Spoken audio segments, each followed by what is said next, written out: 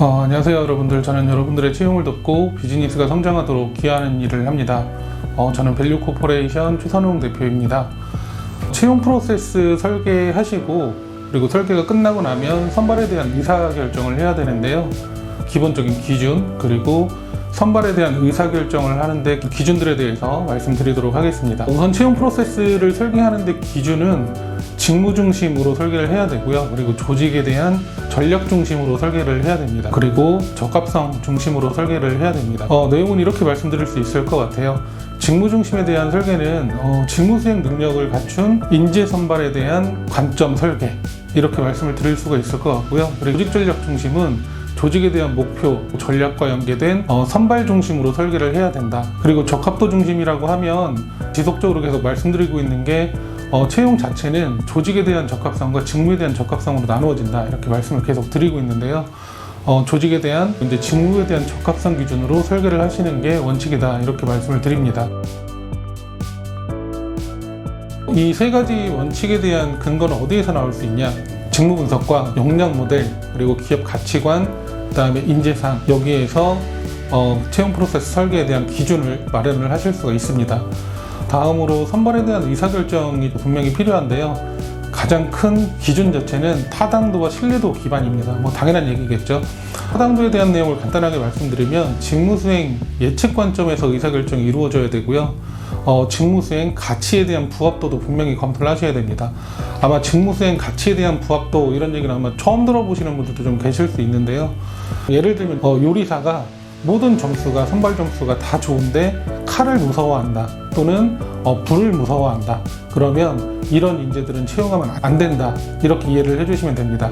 그리고 각 선발 단계에서 선발 단계별로 독립성이 분명히 있어야 되고요. 독립성이라고 하면 서류에 대한 평가 기준, 그 다음에 필기, 면접에 대한 평가 기준이 각각에 대한 독립성이 있어야 된다는 얘기겠죠. 이에 대한 각 단계별로 점수 결과 기준에 의해서 선발에 대한 의사결정이 이루어져야 됩니다. 신뢰도는 평가에 대한 일치성이 기본이겠죠. 그래서 평가자, 의사결정권자하고 같이 평가를 했는데 그 점수가 비슷하거나 동일하거나 유사하게 나올 수 있다, 이제 이런 신뢰도 기반으로 선발에 대한 의사결정이 반드시 필요하다, 이렇게 보시면 됩니다.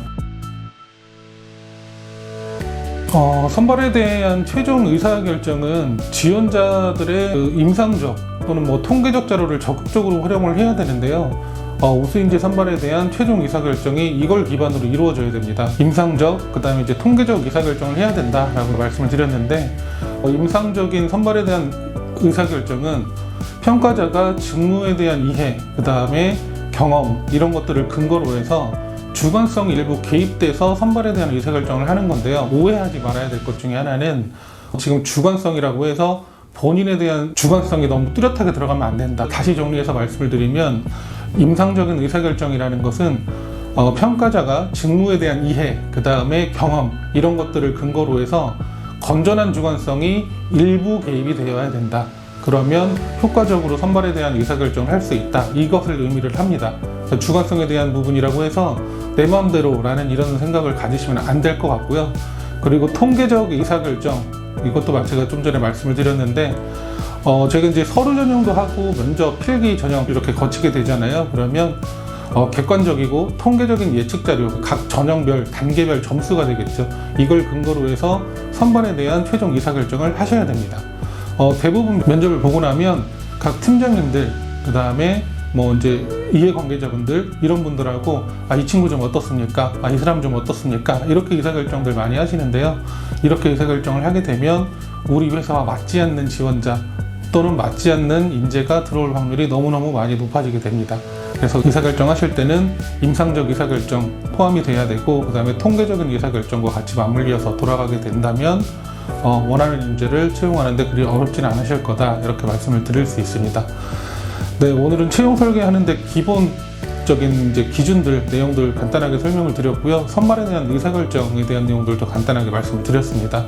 궁금하신 사항이 있다면 언제든지 메일이나 다른 루트를 통해서 문의를 주시면 좋을 것 같습니다.